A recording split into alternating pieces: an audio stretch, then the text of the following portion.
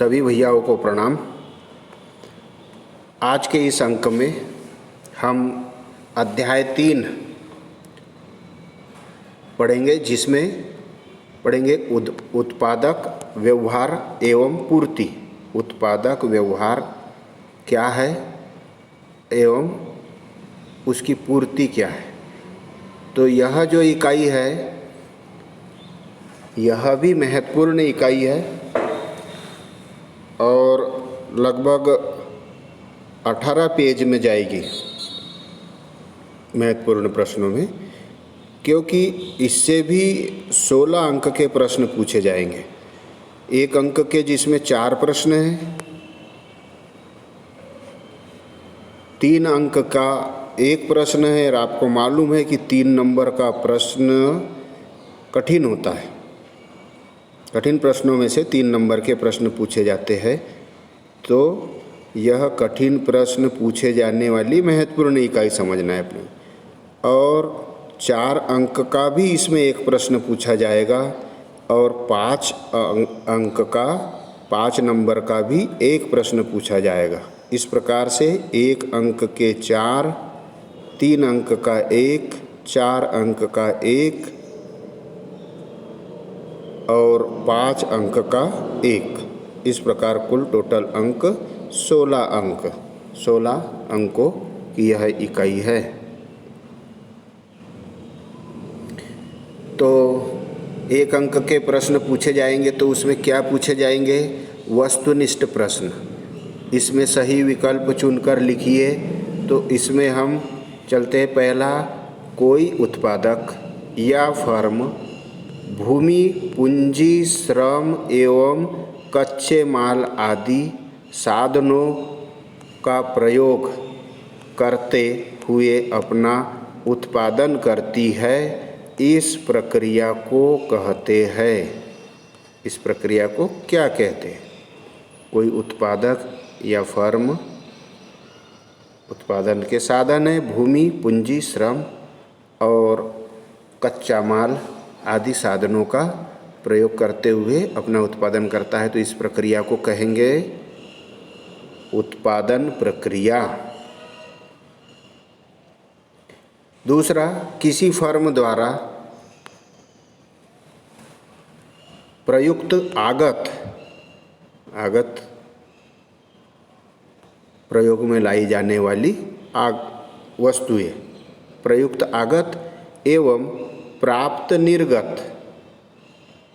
निर्गत वस्तुएं जो प्राप्त है, प्राप्त निर्गत कहते हैं उत्पादन फलन।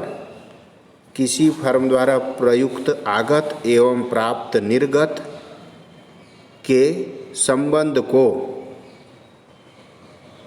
कहेंगे उत्पादन फलन। तीसरा, उत्पादन फलन का संबंध निम्न में से किससे है?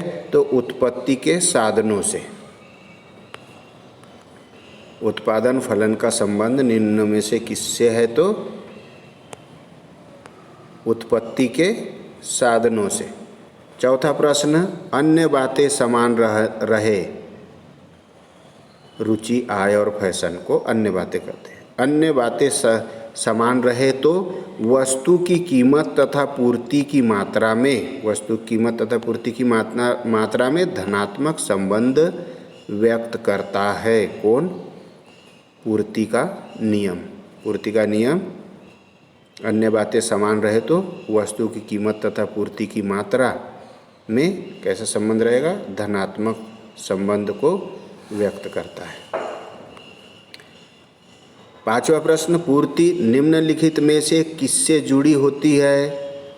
तो इसके विकल्प रहेंगे किसी समय की अवधि और दूसरा कीमत और तीसरा विकल्प रहेगा अ और व दोनों।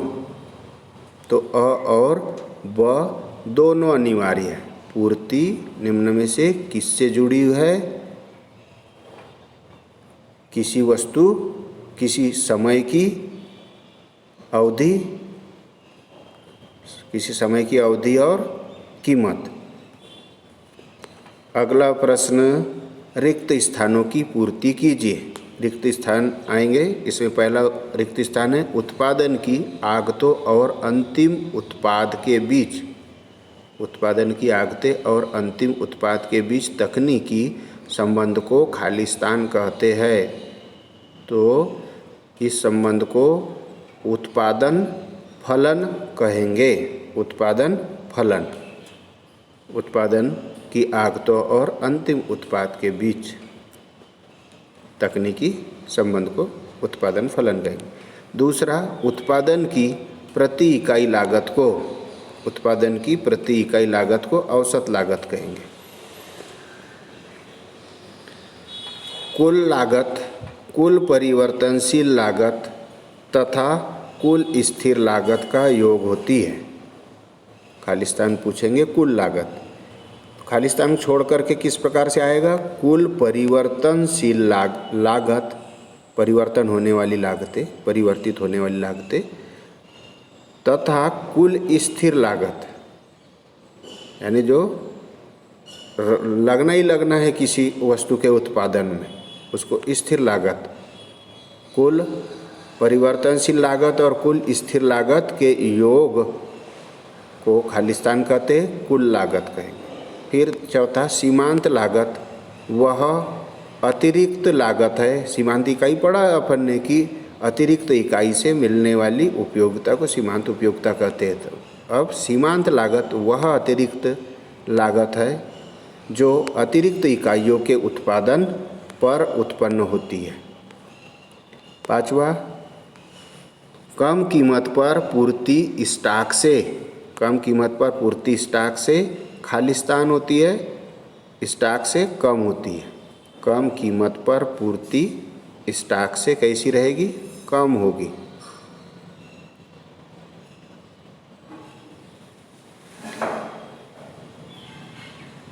छठवा, कीमत कम मिलेगी तो उपभोक्ता क्या करेगा? कम मात्रा में उत्पादन करेगा, इसलिए पूर्ति स्टॉक से कम होगी।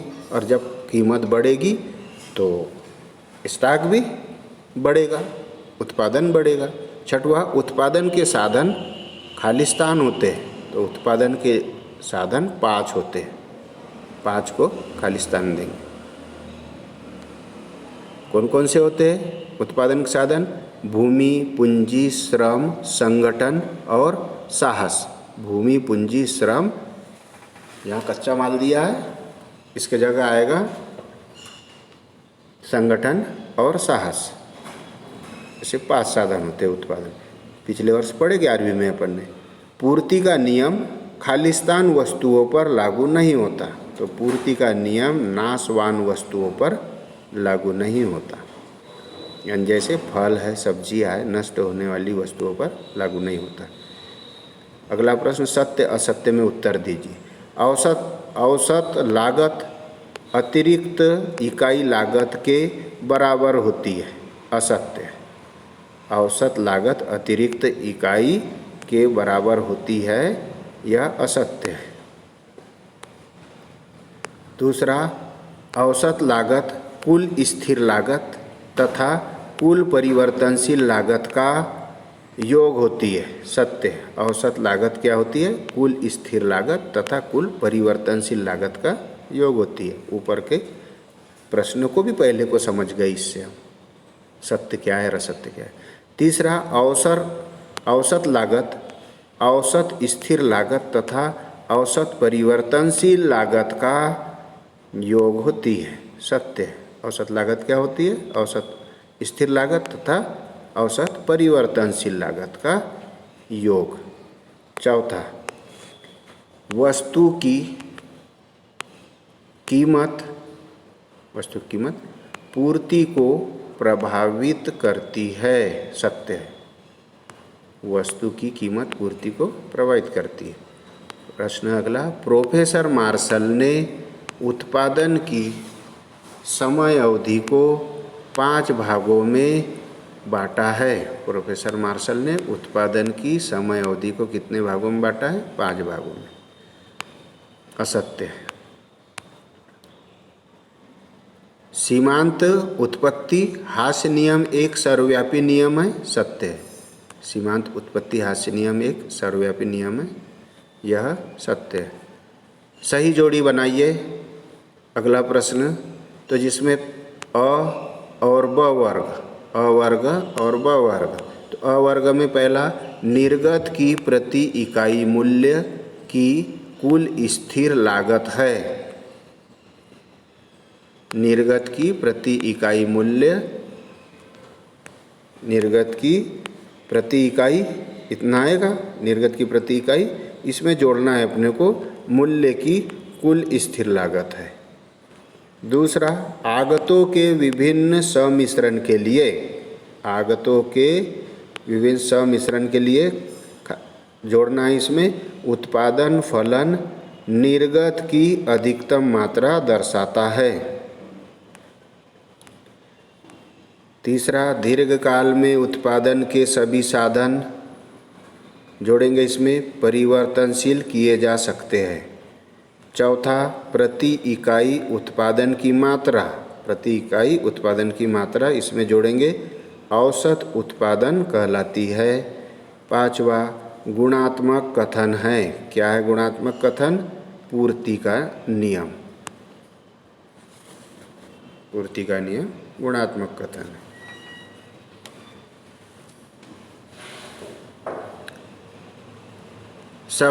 एक शब्द वाक्य में उत्तर, उत्पादन फलन में प्रयुक्त कोई दो आगत बताइए। तो श्रम तथा पूंजी, उत्पादन फलन में कोई दो आगत, श्रम और पूंजी का होना अनिवार्य है। पैसा भी होना जरूरी है, पूंजी भी होना। भूमि और संगठन और साहस काय पर काम करेंगे? काम करने वाले लोग, कैसे? प्रशिक्षित उस कार्य को करने वाले, और पैसा पूंजी। दूसरा, परिवर्तनशील दो साधन बताइए, श्रम एवं कच्चा माल, है ना। श्रम अपने गुणों को लेकर के जा सकता है, और कच्चा माल भी जो है वह भी गुणवत्ता में कम ज़्यादा हो सकता है। परिवर्तनशील दो साधन है। भूमि जहाँ के वहीं रहेगी, संगठन जहाँ के वहीं रहेगा, साहसी भी वही रहेगा। तीसरा, किस अवधि में उत्पादन के सभी साधन परिवर्तित होते हैं?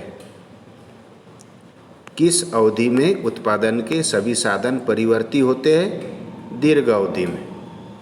जब बहुत लंबी अवधि होगी तो उत्पादन के साधन भी समय के साथों साथ बदलते जाएंगे। किस वस्तु की पूर्ति तथा कीमत में कैसा संबंध होता है? किस वस्तु की पूर्ति और कीमत में कैसा संबंध होता है? किस नहीं लिखना है इसको, किसी हैं, यहाँ लिख नहीं पाए। किसी वस्तु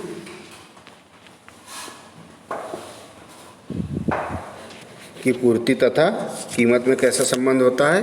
प्रत्यक्ष संबंध होता है। अगला प्रश्न, पूर्ति को प्रभावित करने वाला कोई एक, पूर्ति को प्रभावित करने वाला कोई एक तत्व बताइए। तो पूर्ति को प्रभावित करने वाला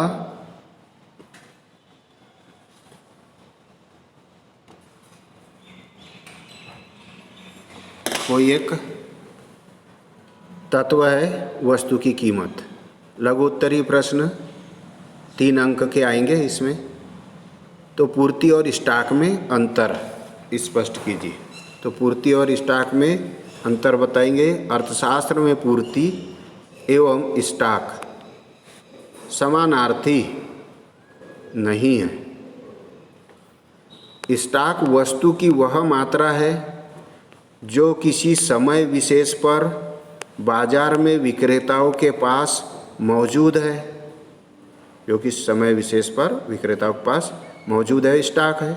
जबकि पूर्ति वह मात्रा है जिसे किसी निश्चित समय में तथा किसी निश्चित कीमत पर विक्रेता बेचने को तत्पर है। किसी निश्चित समय और निश्चित कीमत, निश्चित समय और निश्चित कीमत पर विक्रेता बेचने को तैयार हो उसे पूर्ति कहेंगे।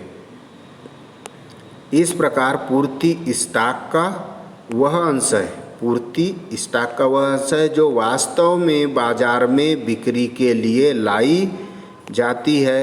यदि बाजार में वस्तु की कीमत कम है तो विक्रेता वस्तु का अधिक स्टॉक रखते हुए भी वस्तु की कम मात्रा बेचने को तैयार होंगे, अर्थात वस्तु की कीमत कम होने पर विक्रेता अपने पास उपलब्ध स्टॉक से कम मात्रा में पूर्ति करेंगे।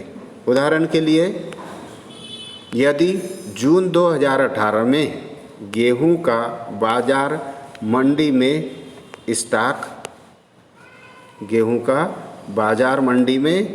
स्टॉक 1000 कुंटल है, जून 2018 में गेहूं का बाजार मंडी में स्टॉक 1000 कुंटल है और बाजार की प्रचलित कीमत 800 रुपये प्रति कुंटल है। 1000 कुंटल है और कीमत कितनी है? 800 रुपये प्रति कुंटल। इस कीमत पर यदि विक्रेता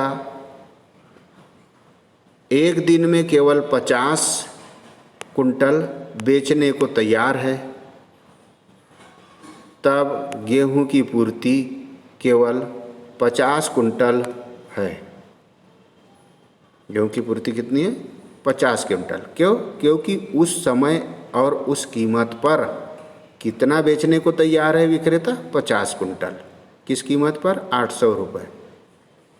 और उसके पास में उस समय बाजार मंडी में स्टॉक कितना है? 1000। स्टॉक 1000 है, परंतु उस कीमत पर कितनी पूर्ति करने को तैयार है? 50 कुंटल। शीघ्र नष्ट होने वाली वस्तुओं जैसे दूध, गोश्त, हरी सब्जी, फल आदि के स्टॉक एवं पूर्ति में कोई अंतर नहीं होता, क्योंकि उत्पादक को पूरा स्टॉक प्रचलित कीमत पर ही बेचने के लिए तैयार होना पड़ता है, परंतु जो वस्तुएं शीघ्र नष्ट होने वाली नहीं होती है उनकी कीमतें कम होने पर उनकी पूर्ति स्टॉक की तुलना में कम की जा सकती है और उनकी कीमत अधिक होने पर स्टॉक का अधिक भाग बेचा जा सकता है। यह हो गया प्रश्न। क्या था? पूर्ति और स्टॉक में अंतर। और पूर्ति और स्टॉक की परिभाषा भी अगर पूछी तो हम इसी में से लिख सकते हैं, है ना। उसके लिए अलग अपने को प्रश्न नहीं बनाना है। अगला प्रश्न, उत्पादन फलन की संकल्पना को समझाइए। उत्पादन फलन की संकल्पनाएं क्या है? तो उत्पादन फलन की संकल्पना उत्पादन की आगतों और अंतिम उत्पाद के बीच तकनीकी संबंध को उत्पादन फलन कहते हैं। उत्पादन की आगतों और अंतिम उत्पाद के बीच तकनीकी संबंध को क्या कहेंगे? उत्पादन फलन कहते हैं। इससे पहले भी अपन ने पढ़ा उत्पादन फलन। उत्पादन फलन यह बताता है कि समय की एक निश्चित अवधि में समय की एक निश्चित अवधि में उत्पादनों के परिवर्तन से उत्पादन आकार में किस प्रकार और कितनी मात्रा में परिवर्तन होता है। अतः उत्पादनों की मात्रा और उत्पादन की मात्रा के भौतिक संबंध को उत्पादन फलन कहा जाता है। उत्पादन फलन केवल भौतिक मात्रात्मक संबंध पर आधारित है, इसमें मूल्यों का समावेश नहीं होता।